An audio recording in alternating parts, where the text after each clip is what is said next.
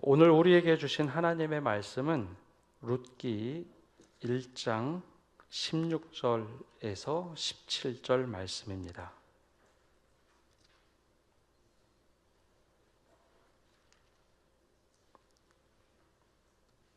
제가 말씀 봉독합니다.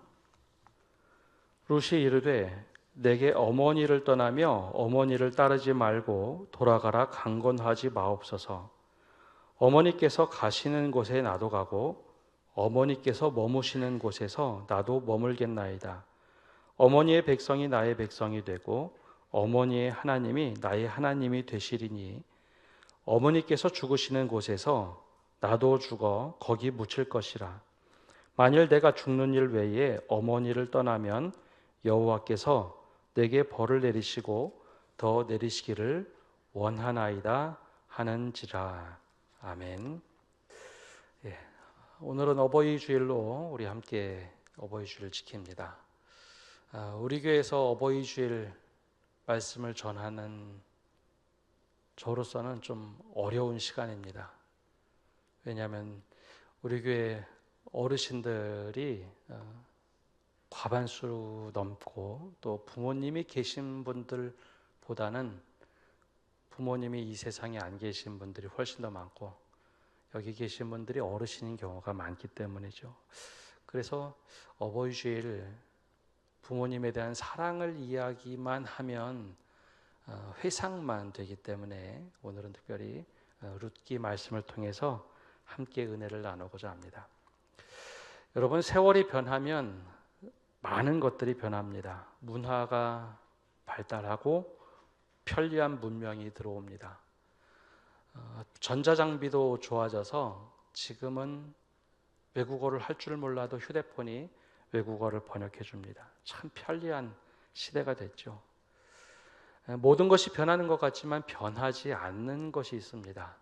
보통 보이지 않는 것 가치들이 변하지 않습니다. 사랑이란 것도 변하지 않고 특별히 그 중에 하나가 관계입니다. 하나님과 사람의 관계가 변하지 않고요. 사람과 사람의 관계도 변하지 않습니다. 과학기술이 발달하면 모든 것이 더 편리해지고 편안해지고 괜찮아지는데 이 관계만큼은 발전하지 않습니다. 내가 어떻게 살아가느냐에 따라서 건강한 관계냐 아니면 관계가 악화가 돼서 깨지느냐 그것만 다를 뿐입니다. 태초부터 지금까지 이 관계는요 늘 우리의 삶을 연결해주는 끈으로 존재했고 앞으로도 그럴 것입니다. 그 중에 부모와 자녀와의 관계는 사람이 처음 배워가는 관계입니다. 사실 우리가 관계가 얼마나 중요한지 잘 인지하지 못하고 살아가죠. 늘 주변에 사람들이 많기 때문입니다. 그런데 만약에 세상에 나 혼자 달랑 떨어져 살아간다. 그러면 어떨까요? 여러분, 세상에서 나 혼자만 살아가면 내가 괜찮은 사람인지 내가 나쁜 사람인지 내 생각이 선한 것인지 악한 것인지 알 수가 없습니다. 비교 대상이 없기 때문이죠. 그래서 레비나스와 같은 사람들은 이야기합니다. 내가 다른 사람을 만날 때 그 사람의 행동을 보면서 내 행동을 비교하고 그 사람의 행동을 보면서 내가 어떤 사람인지 깨닫게 된다고. 근데 주변에 아무도 없으면요 내가 어떤 사람인지 알지 못합니다. 그래서 우리는 관계를 맺어가면서 내가 비로소 내가 이런 사람이구나. 그 사람의 행동을 보면서 좋은 행동을 내가 똑같이 하면 나도 저렇게 살아가야지라고 생각을 하지만 나쁜 사람 혹은 악한 사람을 보고 나서 내 삶에도 저런 면이 있네 혹은 나는 저렇게 하지 말아야지 하면서 관계를 통해서 우리는 우리의 존재가 어떤 존재인지 깨닫게 된다는 것이죠. 근데 그 출발이 어디냐? 바로 가족입니다. 우리는 어머니와 아버지로부터 세상의 관계를 배워갑니다. 특히 이제 아버지보다는 어머니에게 더 많은 관계를 배워갑니다. 이 세상에 엄마들은 아기가 태어나면 자신의 몸을 떼어주면서 아기를 키우죠. 젖을 준다는 게 생명줄을 아이에게 자기 몸을 그냥 주는 것 아닙니까? 그러면서 아이를 키웁니다. 그때 아이들은 세상이 살만하구나. 내가 원하면 먹을 것도 생기는구나. 그런 것들을 정서를 깨닫습니다. 관계를 배우는 거죠.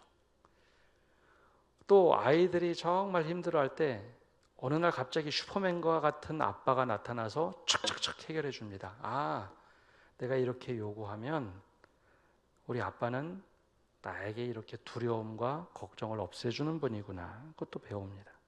그래서 우리는 이것을 가족이라고 부릅니다. 부모님이라고 부르죠. 물론 가족은요, 상처도 주고 아픔도 주고 거절감도 줍니다. 그럼에도 불구하고 끊어지지 않는 관계가 바로 이 가족의 관계, 부모와 자녀와의 관계입니다. 그래서 우리 흔히 하는 말, 비빌 언덕이 된다라는 거죠. 그래서 이 관계 안에서 우리의 신앙이 자라게 됩니다. 부모님이 신앙생활 했다고 그게 신앙으로 자란다는 게 아니라 그 관계의 밀집도가 좋아야 우리가 신앙을 갖더라도 좋은 신앙을 갖게 됐습니다. 그래서 오늘은 어버이날로 이 관계의 기초를 잘 보여주었던 시어머니 나오미와 며느리 룻의 관계를 통해서 우리가 어떻게 살아가야 되는지 함께 말씀을 살펴보려고 합니다. 룻기, 그러면 주인공이 룻처럼 보입니다. 근데 그 주인공을 진짜 주인공 되게 하는 한 사람은 바로 나오미입니다. 이 나오미란 여인은 원래 베들레헴 출신입니다. 그곳에서 남편 엘리멜렉과 결혼을 하죠. 두 자녀도 낳았습니다. 알콩달콩 재밌게 살아가는데 그 지역에 큰 기근이 듭니다. 지독한 기근. 여러분, 자녀들이 굶는 것 부모로선 볼 수 없는 일이죠. 그래서 어쩔 수 없이 이 부모들은 어린 아이들을 데리고 모압 땅으로 이주를 합니다. 이방인이 거주하는 곳 그렇게 생각할 수도 있겠지만 이곳은 마치 외국으로 이민 가는 것과 같았습니다. 낯선 땅. 정말 낯선 땅. 근데 어떻게 합니까? 아이들을 살리려면 그렇게 해서라도 벌어 먹여야죠. 그래서 그곳으로 갑니다. 그렇게 열심히 살아가던 어느 날 유일하게 의지하고 서로 기대며 살아가는 남편 엘리멜렉이 세상을 뜨게 됩니다. 세상이 무너지는 날을 경험하죠. 먹고 살기 위해서 낯선 땅에 왔는데 남편을 잃었습니다. 얼마나 충격이었을까요? 홈스와 라헬이라는 정신과 의사가 스트레스 지수라는 것을 연구해서 발표했습니다. 오랫동안 연구해서 발표를 했는데 여러분, 사람이 경험할 수 있는 가장 큰 스트레스가 무엇인가? 그것을 척도로 쭉 만들어 보니 그 1순위가 배우자의 사망이라고 얘기합니다. 아닌데요. 자녀를 잃으면 훨씬 더 큰 충격을 받을 것 같은데. 근데 오랜 연구 결과에 의하면 배우자의 사망을 스트레스 지수 100으로 치면 가족, 자녀의 죽음은 63점 정도의 스트레스라고 이야기합니다. 그러니 이 여인에게, 나오미에게 남편의 사망은 너무나 큰 충격이었죠. 더군다나 이방 땅 아닙니까? 사람들에게 부탁할 수 있는 그런 모든 관계를 잃어버렸습니다. 자포자기할 수밖에 없는 상황인데 그럴 수가 없었죠. 아들들 때문에 이주를 하지 않았습니까? 그래서 아들을 살리기 위해서 또 열심히 살아갑니다. 서편제라는 연극 혹은 뮤지컬을 보면 내용 중에 이런 가사말이 나옵니다. 살다 보면 사라진다. 살다 보면 사라진다. 이 나오미가 그렇게 악착같이 자녀들 때문에 살아냅니다. 그러다 어느 날 이제 기쁜 소식이 들려옵니다. 두 아들이 장가를 간다. 이 모압 땅에서 여인들 각각 한 사람씩을 만나서 결혼하겠다. 그래서 이 나오미는 흔쾌히 허락을 하고 결혼을 시킵니다. 근데 고대 세계에서 이 아들들이 결혼했다고 해서 요즘처럼 분가하는 문화가 아닙니다. 더군다나 타양살이니까 옹기종기 집에서 모여서 삽니다. 이제 좀 괜찮아졌으려니 하는데 이방 땅에 온 지 10년 정도 지났을 때 이미 남편은 잃었고 홀로 두 아들을 키우다 결혼시켰는데 이 두 아들이 어느 날 갑자기 차례로 또 죽게 됩니다. 하늘이 두 번 무너지는 경험을 하죠. 나오미가 이제 더 이상 모압 땅에 살 필요가 없겠다. 그런데 고향에서 소식이 들려옵니다. 하나님께서 은혜를 내려주셔서 이제 풍족하게 먹을 것이 있더라. 베들레헴 땅이 이제는 좀 괜찮게 살만한 땅이 되었더라. 모압 땅에서 이제 더 이상 살 수 없겠다 하고 모든 짐을 챙겨서 고향으로 출발을 합니다. 근데 그때 결혼시켰던 두 며느리, 아들들은 없지만 그 며느리도 함께 따라 나서죠. 길을 출발했을 때 나오미가 어느 날 발걸음을 멈추고 며느리들에게 이야기를 꺼냈습니다. 그 이야기 첫 번째 하는 말이 8절에 이렇게 말을 합니다. 우리 8절 말씀 함께 읽어보겠습니다. 나오미가 두 며느리에게 이르되 너희는 각기 너희 어머니의 집으로 돌아가라. 너희가 죽은 자들과 나를 선대한 것 같이 여호와께서 너희를 선대하시기를 원하며. 사람은 말에 늘 항상성이 있습니다.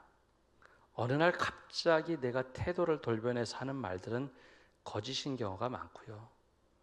보통 내가 일관되게 내 속에 있는 것들을 꾸준하게 이야기합니다. 특히 무의식적으로 말할 때 그런 말들이 쉽게 나오죠.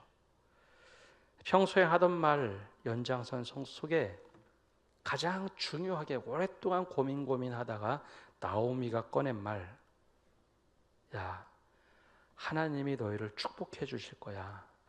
그러니 너희 어머니 집으로 돌아가라 라는 겁니다. 여러분, 자기만 생각하는 사람은 절대 이런 얘기 할 수 없습니다. 내가 얼마나 여기 땅에 와서 고생했는데 너희 나랑 같이 가야지. 그 이야기하고 출발하는 게 일반적인 이야기죠. 그런데 이 믿음의 어머니였던 나오미는 타양살이하고 남편을 잃고 그렇게 오래 고생하면서 살았는데 이 며느리들에게 이야기합니다. 너희 어머니 집으로 돌아가라. 하나님이 너희와 함께 하실 거야. 하나님이 벌 내리시지 않아. 그러면서 너희가 죽은 자들과 나를 선대한 것 같이 하나님이 선대해 주실 거다라고 하는데요. 내가 홀로 아들들 키울 때 내 남편의 엘리멜렉을 기억해 준 것, 너희가 남편 기억해 준 것 내가 다 알고 있으니까 하나님이 너희를 그렇게 한 것처럼 선대해 주실 거야. 축복해 주죠. 여기에 나오미의 평상시에 살았던 모습이 고스란히 묻어납니다. 이게 믿음이고 삶이었죠. 두 번째 또 얘기합니다. 아니라고, 며느리들이 아니라고 우리 같이 간다고 하자 또 이 말을 꺼냅니다. 11절에 이번에는 이렇게 말을 합니다. 우리 11절 말씀 함께 읽어보겠습니다. 나오미가 이르되 내 딸들아 돌아가라. 너희가 어찌 나와 함께 가려느냐? 내 태중에 너희의 남편이 될 아들들이 아직 있느냐? 당대의 문화긴 한데 다 설명할 필요는 없을 것 같고요. 이 말은 너희 나처럼 살지 말아라 라는 말입니다.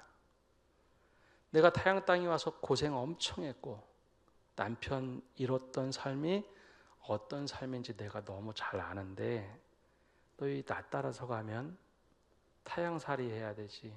남편도 없지. 내가 겪어봐서 안다. 그러니 너희 어머니 집으로 돌아가라 라는 겁니다.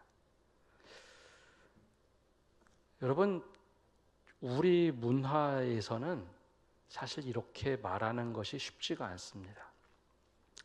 우리 문화에서는 자녀들에게 기대하는 바가 너무 크죠. 나옴이라고 없었을까요? 자녀 살리기 위해서 이방 땅 모압으로 가서 살지 않았습니까? 그리고 남편 잃고도 그 아들들 살리려고, 아들들 키우려고 얼마나 노력을 했을까요? 근데 그 아들들이 갑자기 세상을 떠났습니다. 그럼 본전 생각 나겠죠. 왜 안 나겠습니까? 근데 이 어머니 나오미는 곰곰이 생각합니다. 내가 겪어보니까 이게 너무 힘든 삶이다. 또 이 고향으로 돌아가라. 그래도 하나님께서 축복해 주실 거다. 그러면서 하는 말이 이겁니다. 너희 인생 너희가 알아 살아라. 하나님께서 함께 하실 거라고. 너희 인생 너희 살아라. 이게 나오미가 줄 수 있는 최고의 보호막이었습니다. 보호막. 나오미가 그럼 이렇게 결정하는데 가장 중요한 결정적인 계기는 뭐였을까요? 나오미에게 이 결정은 신앙의 중심이었습니다. 하나님 중심의 삶. 그래서 13절에 이 며느리들이 잘 반응을 하지 않자 또 이렇게 이야기합니다. 우리 13절 말씀 함께 읽어보겠습니다. 여호와의 손이 나를 치셨으므로 나는 너희로 말미암아 더욱 마음이 아프도다 하며.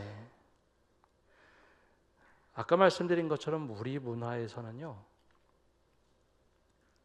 자녀가 세상을 떠나면 이상하게도 부모가 죄인이 됩니다.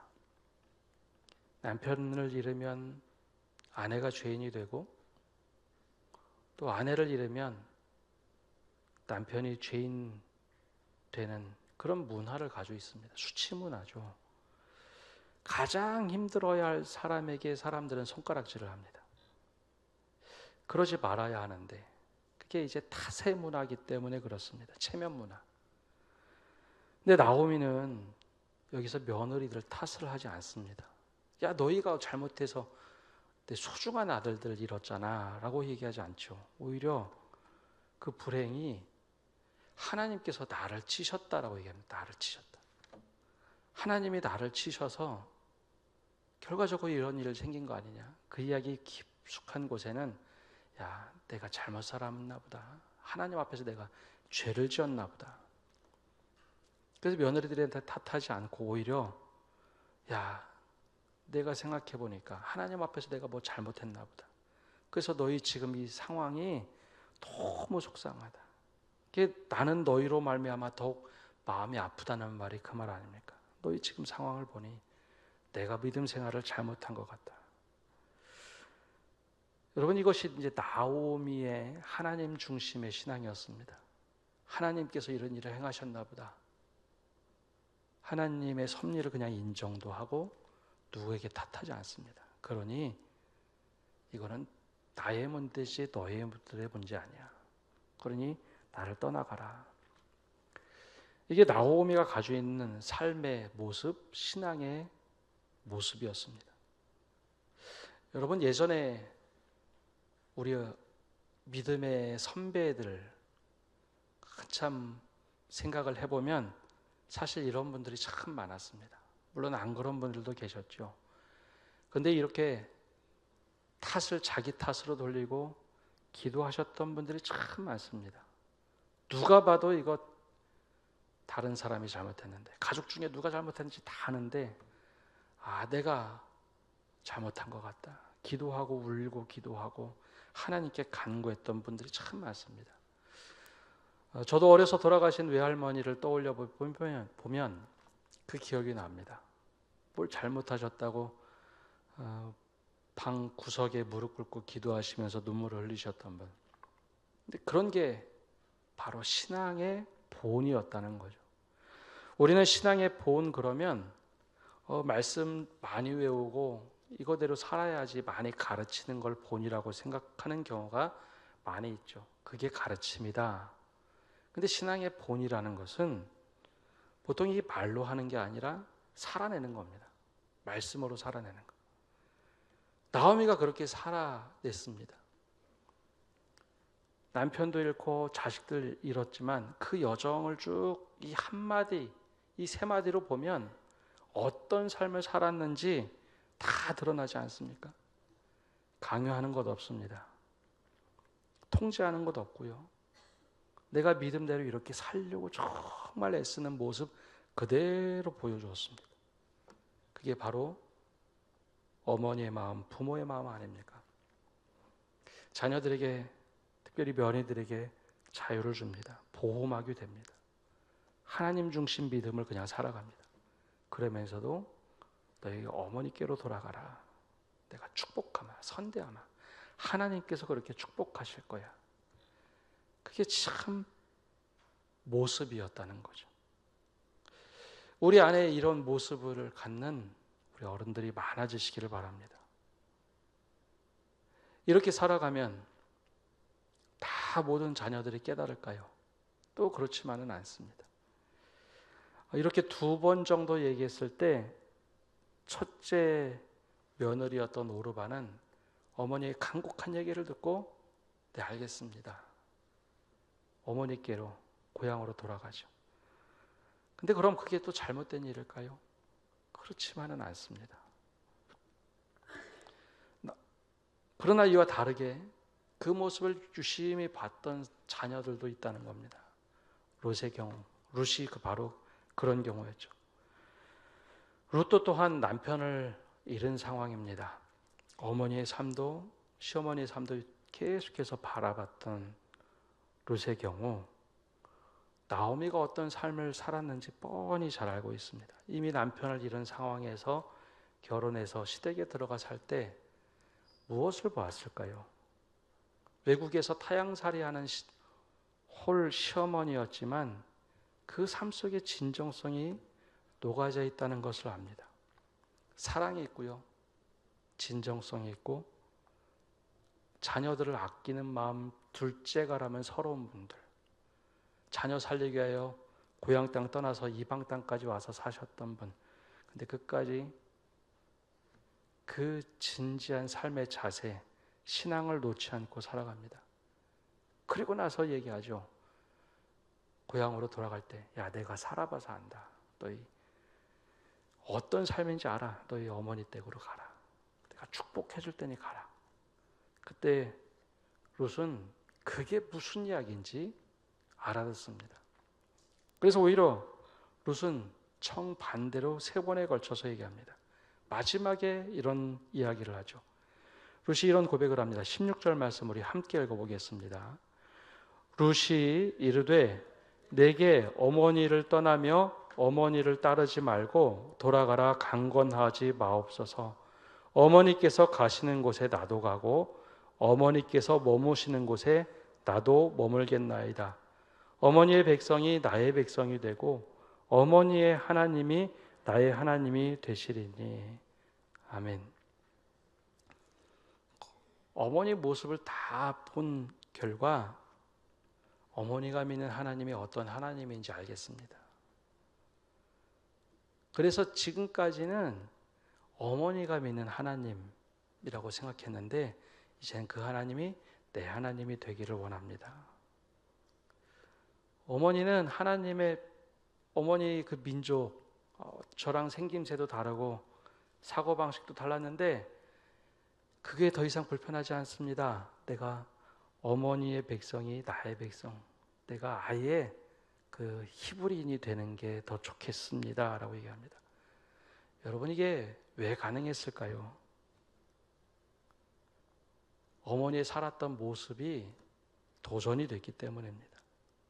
또 그게 자기에게 어떤 사랑을 베풀었는지 알았기 때문입니다.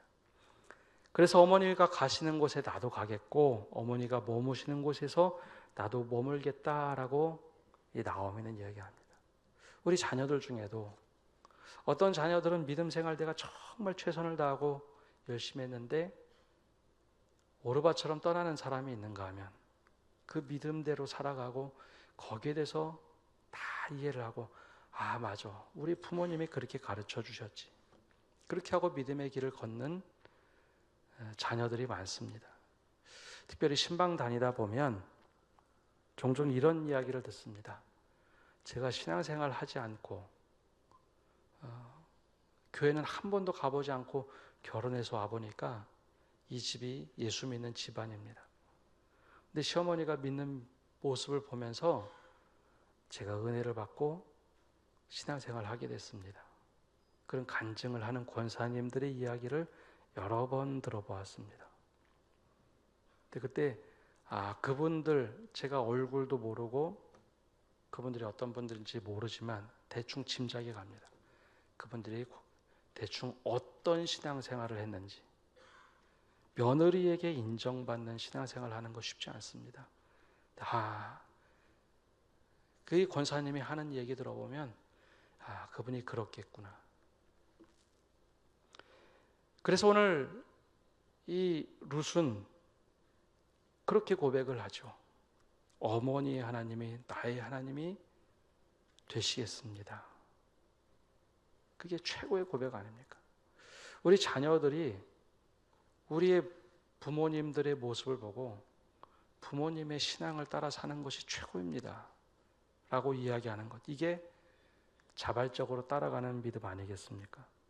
그러면 이게 가족 공동체가 가족을 넘어서 가족의 신앙 공동체가 됩니다.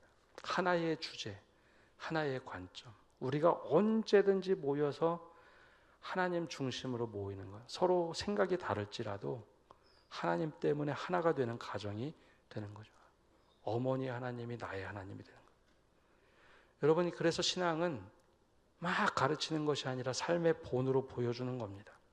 그럼 어느 날 스스로 자녀들은 결단합니다. 제일 좋은 것은 자녀들이 그걸 효로 갚는 거죠.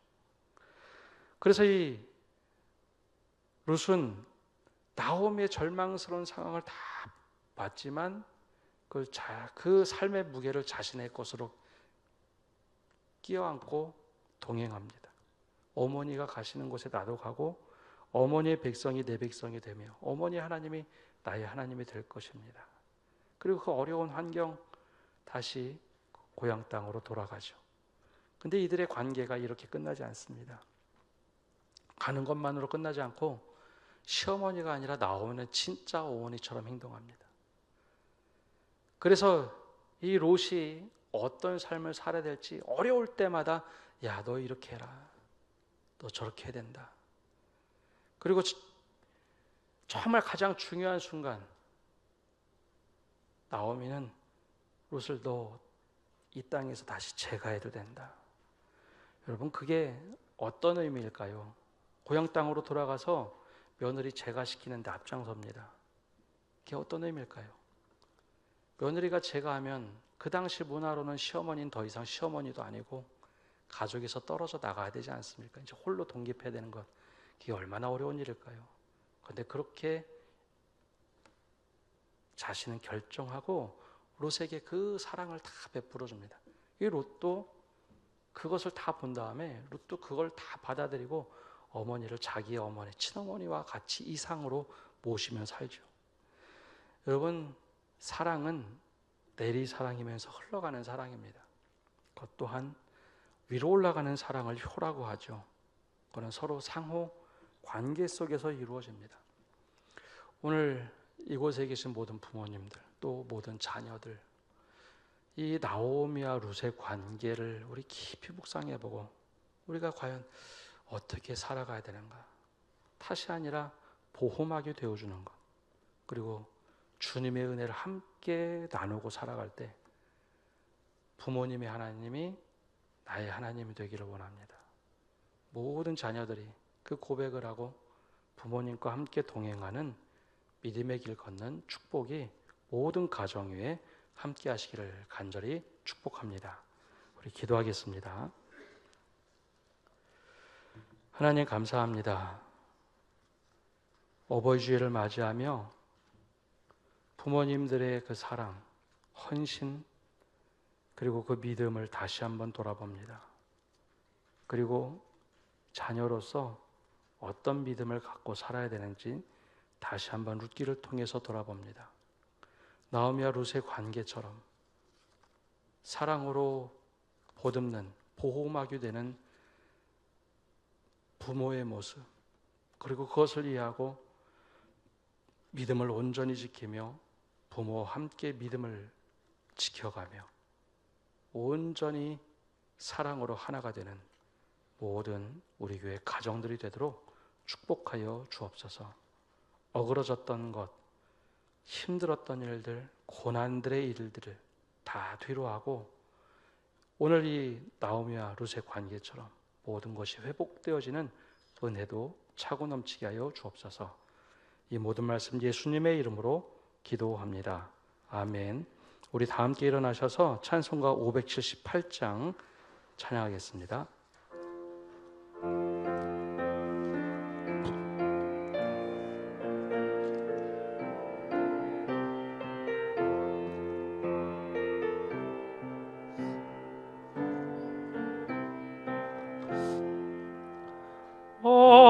언제나 바라봐도 늘 보고 싶은 분, 기쁠 때나 슬플 때 늘 보고 싶은 분, 모든 것 부시고도 더 주시려는 이 어머니 한 분이 왜 어디 있으랴.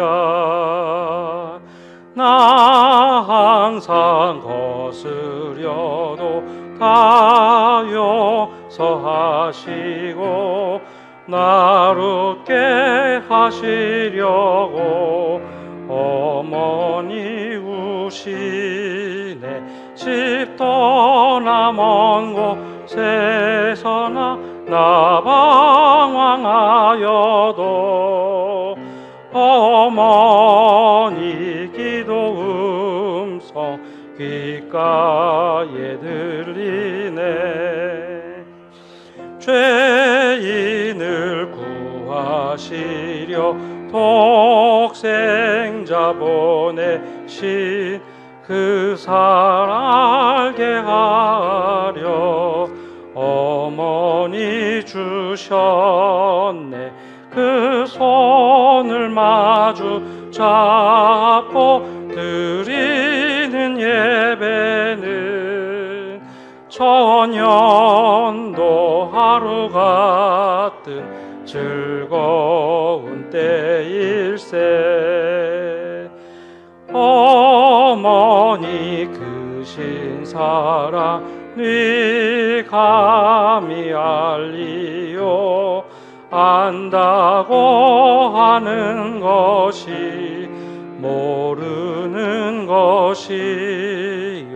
갚는다 장담해도 못 갚는 것이니 내 평생 기쁨에 어머니 부르리. 아멘. 축도하겠습니다. 하나님, 우리가 어떻게 살아가야 될지 믿음의 가정에서 부모의 역할, 자녀의 모습 온전히 나오며 룻을 통하여 닮아가게 하여 주옵소서. 그래 모든 가정에 사랑의 꽃이 피고 신앙의 열매들이 맺혀지게 하여 주옵소서. 이제 복음을 들고 세상을 향하여 나갑니다. 주님이 우리 앞에 계셔서 바른 길을 보여 주옵소서. 주님이 우리 곁에 계셔서 우리를 팔로 껴안아 지켜 주옵소서. 주님이 우리 뒤에 계셔서 못된 사람들의 흉기에서 보존해 주옵소서. 주님이 우리 아래 계셔서 떨어지면 받아주시고 덫에서 끄집어내어 주옵소서. 주님이 우리 안에 계셔서 슬퍼할 때 위로해 주시고 우리 둘레 계셔서 남들이 덮칠 때 막아주시고 우리 위에 계셔서 복내려 주옵소서. 이제는 예수 그리스도의 은혜와 아버지 하나님의 크신 사랑과 성령님의 교통하심과 위로하심이 오늘 예배를 드리며 부모님의 신앙을 이어받기를 다짐하는 모든 자녀들 위해 또 그리고 우리가 어떻게 믿음의 길을 걸어가야 되는지 온전히 결단하고 다짐하는 모든 성도들 위해 또 온라인으로 예배하는 믿음의 권속들과 이 땅 위에 이제로부터 영원까지 함께 하시기를 간절히 축원하옵나이다. 아멘.